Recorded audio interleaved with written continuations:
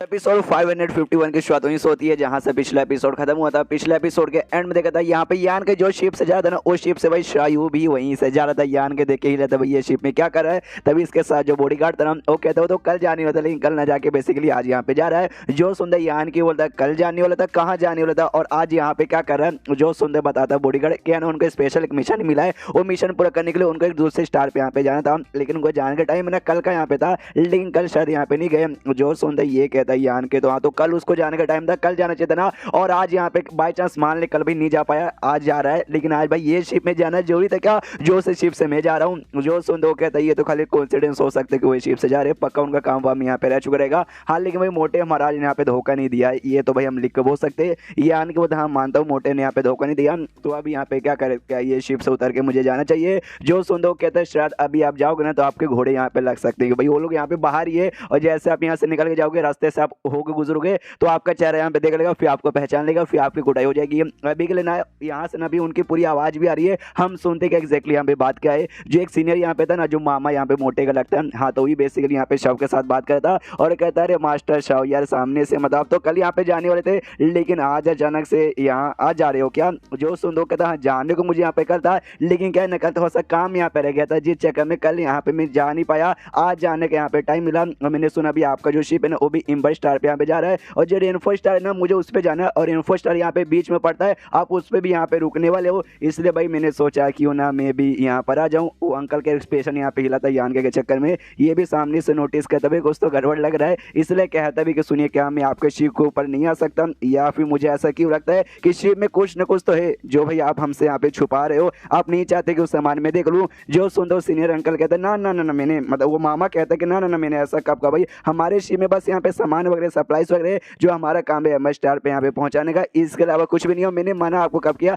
आइए आइए आप यहाँ पे आ सकते हैं। ये भी बोलता है ओके ठीक है, एंड यहाँ से फिर जाने लगता है शिप के ऊपर। तो इसके साथ यहाँ पे दो बंदे थे, दोनों काफी यहाँ पे स्ट्रॉन्ग थे। उनमें से एक बंदे से कहते सुन भाई ये जो शिप है ना, शिप के अच्छे से यहाँ पे तलाशी ले, जो जरूरत का सामान है ना, उसके अलावा बाई चांस कुछ ऐसा वैसा सामान यहाँ पे मिले ना तो मुझे यहाँ पे बताना। जो सुनते उसका बंदा बोलता ओके ठीक है हम कर लेंगे, लेकिन अब भाई ये काम मुझे करने को क्यों बोले, कि आपको शक है कि हाँ भी ये जो अंकल है ना, अंकल यहाँ पे कोई लीगल काम वगैरह कर रहा है। जो सुनते बोलते नहीं ऐसा मुझे शक वगैरह तो बिल्कुल भी नहीं है, इनके ऊपर पूरा भरोसा है, लेकिन इनका एक्सप्रेशन देखे ना भाई हिला पीला लग रहा था, लगता है कि कुछ ना कुछ तो बात मुझसे यहाँ पे छुपा रहे हैं। तो वो भी कहते ओके ठीक है हम देख लेंगे। यहाँ पे ये सारा का सारा कांड भाई वो लोग भी खिड़की से देख रहे थे। बॉडीगार्ड कहता है अरे यार वो तो वाकई में ये शिप पर आ गया, यानी कि बोलते वाकई में ये शिप पर आ गया, फिर तो और गड़बड़ की बात है, तो क्या करूँ यहाँ से निकल पाऊंगा क्या। वो कहते हैं कि शायद आप यहाँ से निकल नहीं पाओगे, वाकई में देखो यार अगर निकलोगे ना तो आपके यहाँ पे घोड़े लगने के पूरे चांसेस है, कि भाई उसने तो आपका चेहरा यहाँ पे देख ही लिया होगा। तो मेरे ख्याल से उसको ना वो इस पे रेनफो स्टार पे जाना था, जिसको जाने पे यहाँ से ना 2 महीने लगेगा,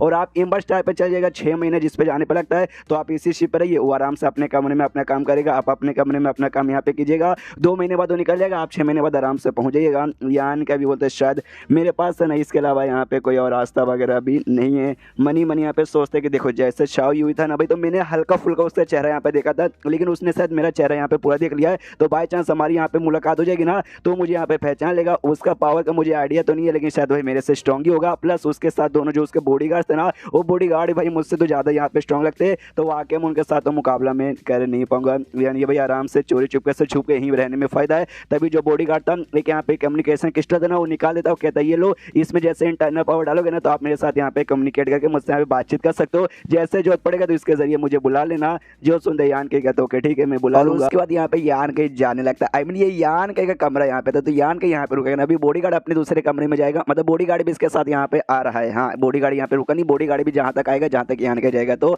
यहाँ पे फिर रोक देता बॉडीगार्ड, कहते सुनिए सुनिए भाई आपसे एक सवाल मुझे कहना था, अगर आप हमारे मोटे महाराज के ऊपर शक करें कि हाँ भी उसने धोखा दे दिया, तो उसने वाकई में यहाँ पे धोखा नहीं दिया। जो सुनते यान के होता है या अंडरस्टैंड। उसके बाद शायद भाई बॉडीगार्ड जाता है, फिर कौन जाता है डोंट नो, बस अपने अपने कमरे में यहाँ पे पहुंच जाते हैं। पहुंचे बाद ना यान के मनी मन सोचते कि हाँ भी मोटे के ऊपर मुझे यहाँ पे शक भले हुआ था कि अभी मोटे ने मुझे धोखा दे दिया, जानबूझ उसने अपने थर्ड भाई को बता दिया कि मैं यहाँ पर हूँ, लेकिन शायद भाई वो नहीं है। भाई मामला यहाँ पे ऐसा हो चुका था कि मुझे क्या भाई किसी भी बंदे को ऐसा शक लगे कि हाँ भी मोटे ने यहाँ पे धोखा दे दिया। और जब मैंने मोटो के यहाँ पे बताया था ना कि हाँ भी तेरे सेट के चैम्बर ऑफ कॉमर्स के मैंने 3 बंदे को मारा था, उसने सामने से कुछ भी नहीं किया, नहीं मुझे सजा दिया, नहीं मुझ पे चिल्लाया। और यहाँ तक बाई चांस मतलब मालूम चलता ना कि हाँ भी मेरे बंदे को मारा, तो कम से कम एटलीस्ट बुरा लगेगा, थोड़ा सा गुस्सा आएगा, लेकिन नहीं उसके मुंह पे नहीं भाई गुस्सा था, और नहीं उसको यहाँ पे बुरा लग रहा था कि भाई उसको वाकई में ना भाई मुझे सच्चा दोस्त यहाँ पे समझता है, और ये दोस्ती यहाँ पे पहचान होती है, यानी फालतू में बेचारे को मैंने शक किया, उसमें शायद उसका पक्का 1% भी हाथ नहीं है। उसके बाद जो शिप यहाँ पे शिप आराम से निकल जाता है, ये जो प्लेनेट यहाँ पे था प्लेनेट से बाहर चल जाता है। बंदे लोग आराम से भाई शिप पे यहाँ से वहाँ घूम रहे थे,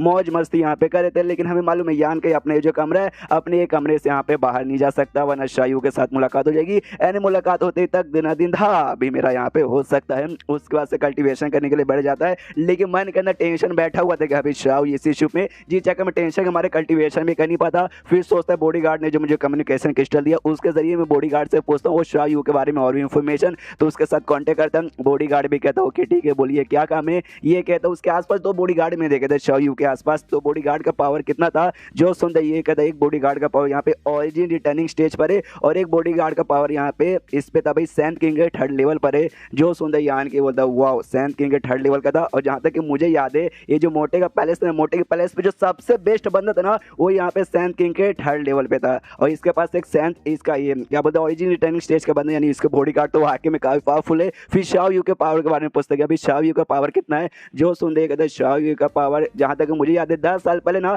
वो सैंड ग्रेड का 2nd लेवल है ना उससे यहाँ पे लेवल अप हुआ था, उस पर बेसिकली गया था, लेकिन 10 साल हो गया उसके बीच में कितना पर है करंटली कितना पर है उसका मुझे कोई आइडिया नहीं है। देखिए उनका जो कल्टीवेशन का टैलेंट है ना बहुत ज्यादा यहाँ पर हाई है, ढेर सारे उनके पापा के यहाँ पे ढेर सारे बेटे, जिसमें जो सबसे ज्यादा हाईएस्ट लेवल है ना उन्हीं का है, और जो 2nd हाईएस्ट भाई हमारे मोटे महाराज के यहाँ पर आता है। जो सुनते यान की बोलता वाह फिर तो वाकई में काफी टैलेंटेड है। फिर यान का ये भी पूछता कि हाँ उसके साथ ना एक बॉडी गार्ड यहाँ पे था जिसके बारे में तूने भी बताना जो ओरिजिन रिटर्निंग स्टेज पर है, तो उसके अलावा शिव के ऊपर कोई और ओरिजिन रिटर्निंग स्टेज का बंदा है क्या, जो सुनते ये कहते ना और कोई बंदा नहीं। भाई ये जो बंदे रहते हैं ना ओरिजिन रिटर्निंग स्टेज के बहुत यहाँ पे कॉमन नहीं होते, बहुत यहाँ पे रेयर होते, इसलिए भी हमेशा नहीं आते। जब शिव के ऊपर बहुत बोले तो बहुत कीमती आइटम यहाँ पे रहता ना तब जाके ऐसे बंदे आते। लेकिन एक सेकंड आपने ये सवाल यहाँ पे कहीं को पूछा, अच्छा आपको टेंशन यहाँ पे हो रहा ना कि बाई चांस शिप पे कोई हमला कर देगा तो प्रोटेक्शन के लिए कोई स्ट्रॉन्ग बंदा चाहिए ना, तो टेंशन मत दीजिए भाई, कोई हमला करने वाला नहीं है। हमारा चैम्बर ऑफ कॉमर्स का नाम है पूरे स्टेरिस का में यहाँ से लेकर वहाँ तक है ना हर जगह यहाँ पे फेमस है, और बड़े बड़े स्टेट के साथ हमारे यहाँ पे कनेक्शन, जिस चक्कर में कोई भी हमारे साथ यहाँ पे पंगा नहीं लेता। बाई चांस उन्होंने पंगा लिया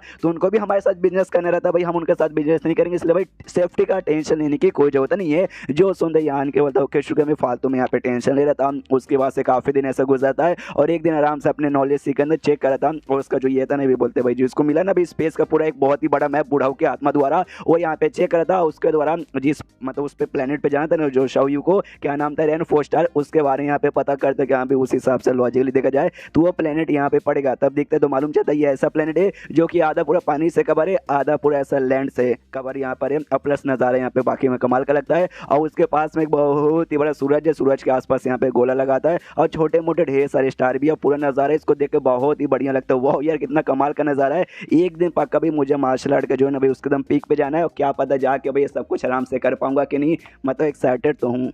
और रास्ता यहाँ पे बेसिकली देखने लग जाता है कि हाँ भाई यहाँ से जाएंगे तो ये शॉर्टकट होगा, यहाँ से जाएंगे तो ये भी शॉर्टकट ही पड़ेगा, सेफ यहाँ पे रहेगा। और काफ़ी अच्छे देख रहा था, कहते वो उतना भी हार्ड नहीं है जितना हार्ड मुझे पहले यहाँ पे लग रहा था। उसके बाद से नोटिस करता भाई एक सेकंड ये फीलिंग भाई ये फीलिंग मुझे पहले यहाँ पे महसूस नहीं होती, ऐसा लगता है जो मेरा सोल है ना और भी अच्छे से यहाँ पे स्टेबलाइज हो रहा है, काफ़ी अच्छी फीलिंग हो रही है। और भी अच्छे से पता करता ना तब मालूम चलता है ये पूरा मैप में देखने के बाद इसका जो ये है ना भाई कॉन्फिगरेटेड नॉलेज ही वो भी और अच्छे से इंप्रूव हो रहा है। यानी भैया मुझे यहाँ पे पक्का ट्राई मारना चाहिए, इसलिए भाई ट्राई मारो। एंड देन ये चैप्टर यहीं पे खत्म। हाँ तो चैप्टर खत्म तो वीडियो भी खत्म, तो मिलता है अगले किसी वीडियो में, जब तक के लिए बाय बाय।